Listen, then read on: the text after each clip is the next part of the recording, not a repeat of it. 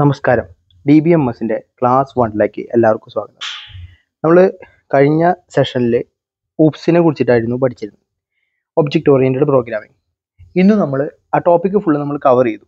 ഇന്ന് നമ്മൾ നോക്കാൻ പോകുന്നത് ഒരു പുതിയൊരു സെക്ഷനാണ്, ഡാറ്റാബേസ് മാനേജ്മെൻറ്റ് സിസ്റ്റം, DBMS എന്ന് പറയും.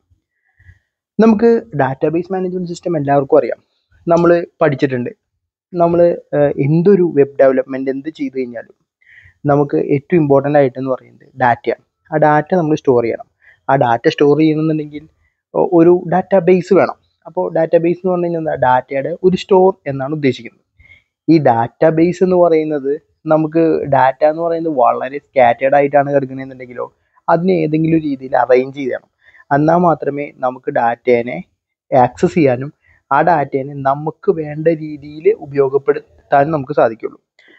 അപ്പോൾ നമ്മൾ എന്താണ് ഈ ഡാറ്റ, എന്താണ് ഡാറ്റാബേസ്? അപ്പോൾ ഡാറ്റ എന്ന് പറയുന്നത് നമുക്കറിയാം, അതൊരു ഇൻഫർമേഷനാണ്. എന്നാൽ ഡാറ്റാബേസ് എന്ന് പറയുന്നതോ ഒരു റിലേറ്റഡ് ആയിട്ടുള്ള ഇൻഫർമേഷൻ, അതൊരു ഓർഗനൈസ്ഡ് മാനറിൽ സ്റ്റോർ ചെയ്യാം.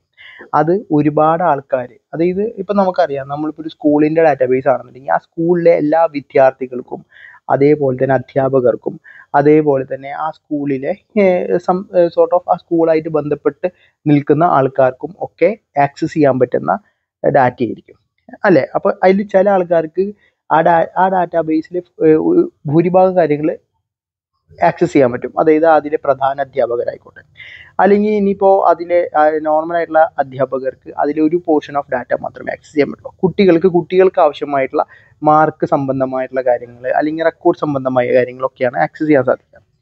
അപ്പോൾ ഇങ്ങനെയാണ് ഡാറ്റയുടെ എന്താ പറയുക, ഇമ്പോർട്ടൻസ് ഏതൊരു സ്ഥാപനമാണെങ്കിലും.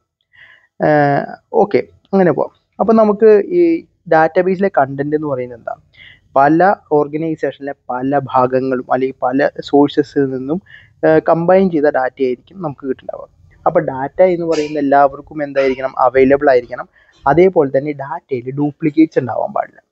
ഇപ്പോൾ നമ്മൾ ഒരേ കാര്യം തന്നെ 2-3 തവണ ആ ഡാറ്റാബേസിലുണ്ടെങ്കിൽ, ഇപ്പോൾ നമ്മളൊരു കാര്യം നമുക്ക് എടുക്കണമെന്നുണ്ടെങ്കിൽ അതിന് മൾട്ടിപ്പിൾ ആയിട്ടുള്ള റിസൾട്ട് നമുക്ക് കിട്ടിയാൽ നമുക്ക് വേണ്ടത് എന്താ? നമുക്കൊരു റിസൾട്ടാണ് വേണ്ടത്.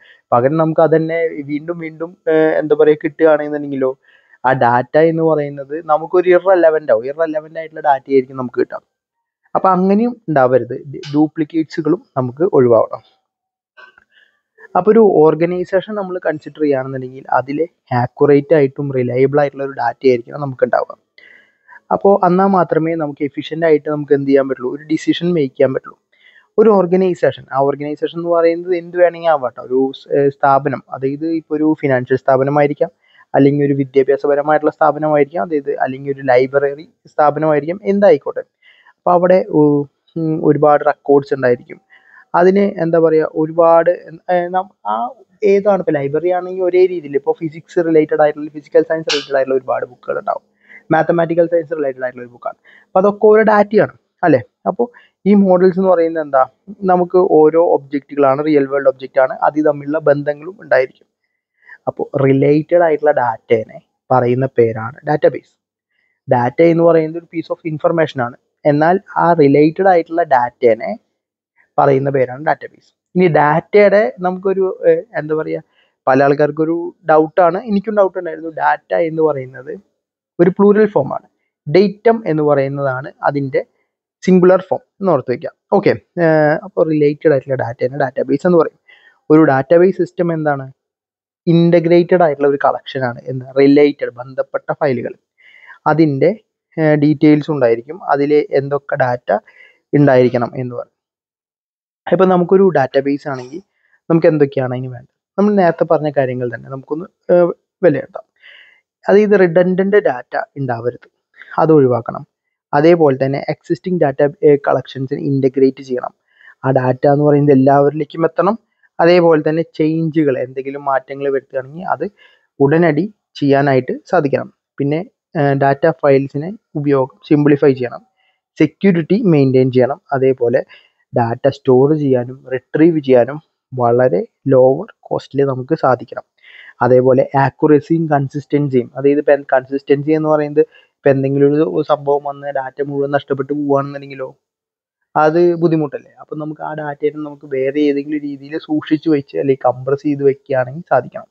ഒരു ഫിനാൻഷ്യൽ സ്ഥാപനമാണ്. അപ്പോൾ അവർക്കൊരു ഓഡിറ്റ് കഴിഞ്ഞു, കഴിഞ്ഞ ഓഡിറ്റിലെ ഡാറ്റ ഇപ്പോൾ ആരെങ്കിലും വന്നിട്ട് അല്ലെങ്കിൽ ഓഡിറ്റേഴ്സ് വന്നിട്ട് ചെക്ക് ചെയ്യണമെന്ന് പറയുകയാണ്. അല്ലെങ്കിൽ ഇപ്പോൾ നമ്മൾ CCTV ആണ്, വീട്ടിലെ CCTV ആണെന്നുണ്ടെങ്കിൽ നമുക്ക് കഴിഞ്ഞ സമയത്തെ ഡാറ്റ എനിക്ക് കിട്ടണമെന്നുണ്ടെങ്കിൽ ആ ഡാറ്റ സ്റ്റോർ ചെയ്തിട്ടില്ല എന്നുണ്ടെങ്കിലും നമ്മൾ എന്ത് പറയും, ആ നഷ്ടപ്പെട്ടു പോയാൽ അത് വലിയൊരു നഷ്ടമാണ്. അപ്പോൾ അത് ഡാറ്റ എന്ന് പറയുന്നത് നമുക്ക് കൺസിസ്റ്റൻ്റ് ആയിരിക്കണം.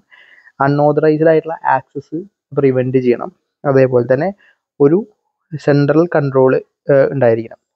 ഡാറ്റാബേസിൻ്റെ ഉപയോഗങ്ങൾ, അഡ്വാൻറ്റേജുകൾ എന്താണ്? ഫയലിനെ കൺസോളിഡേറ്റ് ചെയ്ത് വെക്കുക, പ്രോഗ്രാം അല്ലെങ്കിൽ ഫയലിന് ഇൻഡിപെൻഡൻ്റ് ആക്കുക, വേഴ്സറ്റൈൽ ആയിട്ടുള്ള ആൾക്കാർക്ക്, അതായത് ഒരുപാട് ആൾക്കാർക്ക്, വിവിധ തരം ആൾക്കാർക്ക് ആക്സസ് ചെയ്യാൻ പറ്റണം. സെക്യൂരിറ്റി ഉണ്ടായിരിക്കണം, പ്രോഗ്രാം ഡെവലപ്മെൻറ്റ്, പ്രോഗ്രാം മെയിൻ്റെനൻസ്, അതുപോലെ സ്പെഷ്യൽ ഇൻഫർമേഷൻസും കാര്യങ്ങളൊക്കെ നമുക്ക് അതിൽ സ്റ്റോർ ചെയ്യാൻ സാധിക്കണം. അപ്പോൾ ഈ ഡാറ്റേനെ കുറിച്ച് പഠിച്ചു, ഡാറ്റാബേസിനെ കുറിച്ച് പഠിച്ചു. എന്താണ് database management system? Database management system എന്ന് പറയുന്നത് ഒരു സോഫ്റ്റ്വെയർ പാക്കേജാണ്.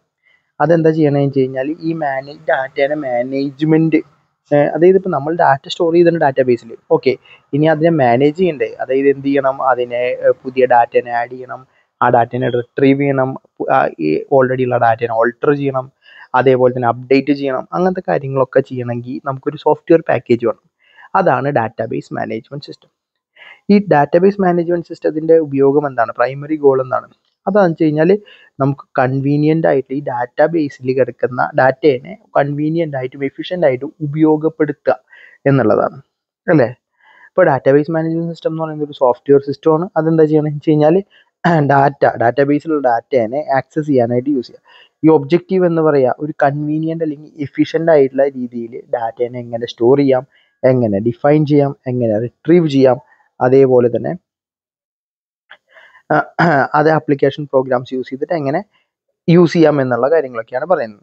ഇനി DBMSൻ്റെ കേപ്പബിലിറ്റി എന്തൊക്കെയാണ്? അതായത് നമുക്കൊരു ഫയൽ ഡാറ്റാബേസ് നമുക്ക് ക്രിയേറ്റ് ചെയ്യാൻ പറ്റും, അതേപോലെ തന്നെ ആഡ് ചെയ്യാനും ഡിലീഷൻ ചെയ്യാനും മോഡിഫിക്കേഷൻ ചെയ്യാനും ഒക്കെ സാധിക്കും. ഡാറ്റ റിട്രീവ് ചെയ്യാനും അതുപോലെ സെലക്ട് ചെയ്യാൻ, അതായത് സെലക്ട് ചെയ്യാന്ന് പറഞ്ഞാൽ റിട്രീവ് ചെയ്യുക എന്നുള്ളതാണ്. ആ ഡാറ്റേനെ സോർട്ട് ചെയ്യാനായിട്ട് സാധിക്കും. അതുപോലെ ഇൻഡെക്സ് എന്ന് പറഞ്ഞു കഴിഞ്ഞാൽ ഇൻഡെക്സ് കൊടുത്തു കഴിഞ്ഞ് കഴിഞ്ഞാൽ നമുക്ക് ആ ഇൻഡെക്സ് വെച്ച് വളരെ എളുപ്പത്തിൽ നമുക്കതിനെ സോർട്ട് ചെയ്ത് എടുക്കാൻ പറ്റും. അതുപോലെ റിപ്പോർട്ടുകൾ, നമുക്ക് ആവശ്യപ്രകാരമുള്ള റിപ്പോർട്ടുകൾ നമുക്ക് നേടിയെടുക്കാനായിട്ട് സാധിക്കും. ഒരു ഫിനാൻഷ്യൽ സ്ഥാപനമാണെന്നുണ്ടെങ്കിൽ നമ്മൾ പറയാണ്, എനിക്ക് 25 ലക്ഷത്തിന് മുകളിലുള്ള 2013 മുതൽ 2025 വരെയുള്ള ഡാറ്റനെ അടയ്ക്കാത്ത ആളുകളുടെ, അതായത് തീരെ അടവ് വരാത്ത ആൾക്കാരുടെ ഡാറ്റ കിട്ടണം എന്ന് പറഞ്ഞു കഴിഞ്ഞാൽ അങ്ങനെ നമുക്ക് എന്തെങ്കിലും ഒരു പ്രോഗ്രാം അല്ലെങ്കിൽ ഒരു ക്വറി ഉപയോഗിച്ചിട്ട് നമുക്ക് അതിനെ റിട്രീവ് ചെയ്യാൻ സാധിക്കണം. അപ്പോൾ ഈ ഡാറ്റ എന്ന് പറയുന്നത് സ്കാറ്റർ ചെയ്ത് കിടക്കുന്നത് പല എന്താ പറയുക റിലേഷനുകളിലായിരിക്കും. അപ്പോൾ അതൊക്കെ നമുക്ക് ഇതാക്കണം. ഇപ്പോൾ ഡാറ്റാബേസ് എന്ന് പറയുന്നത്, മാനേജ്മെൻറ്റ് സിസ്റ്റം എന്ന് പറയുന്നത് റിലേഷണലായിരിക്കാം, അതുപോലെ നോൺ റിലേഷണലായിരിക്കാം. റിലേഷണൽ എന്ന് പറയുന്നത് ടേബിൾസ്, അതായത് നമ്മൾ ഡാറ്റ സ്റ്റോർ ചെയ്യുന്നത് ടേബിളുകളിലായിരിക്കാം. നോൺ റിലേഷൻ എന്ന് പറയുന്നത് അത് ഏതെങ്കിലും JSON അല്ലെങ്കിൽ ഏതെങ്കിലും ഫോർമാറ്റിലായിരിക്കാം. ഓക്കെ, അപ്പോൾ ഈ ഡാറ്റ ഇൻറ്റഗ്രിറ്റി അതേപോലെ തന്നെ ഡാറ്റാബേസ് ഉപയോഗവും നമുക്ക് മെയിൻറ്റെയിൻ ചെയ്യാനായിട്ട് സാധിക്കണം. ഇനി നമ്മൾ കൊമേഴ്ഷ്യലി അവൈലബിൾ ആയിട്ടുള്ള ഡാറ്റ ബേസ് സോഫ്റ്റ്വെയർ എന്ന് പറഞ്ഞാൽ ഏതൊക്കെയാണ് നമുക്ക് അറിയാവുന്നതാണ്. Oracle, Sybase, Ingres, Microsoft Access ഒക്കെ പണ്ട് ഉപയോഗിച്ചിരുന്നതാണ്. FoxBase, FoxPro, DBase, അതുപോലെ നമുക്കറിയാവുന്ന SQL, മൈക്രോസോഫ്റ്റിൻ്റെ SQL, അതും ഡാറ്റാബേസ് ആണ്.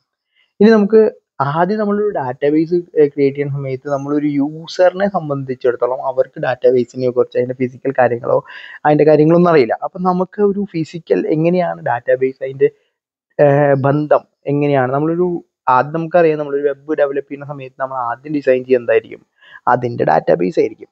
അപ്പോൾ ഫ്രണ്ട് എൻഡ് ഡെവലപ്പ് ചെയ്യുന്നതിനേക്കാൾ നമ്മൾ ആദ്യം ഇമ്പോർട്ടൻസ് കൊടുക്കുക അതിൻ്റെ ബാക്ക് എൻഡ് ഡെവലപ്മെൻ്റ് ആയിരിക്കും, അല്ലേ? അപ്പോൾ എങ്ങനെയൊക്കെയാണ് നമ്മുടെ ഡാറ്റയുടെ ഫ്ലോ എന്ന് പറയുന്നത് നമുക്ക് മനസ്സിലാക്കാൻ സാധിക്കണം.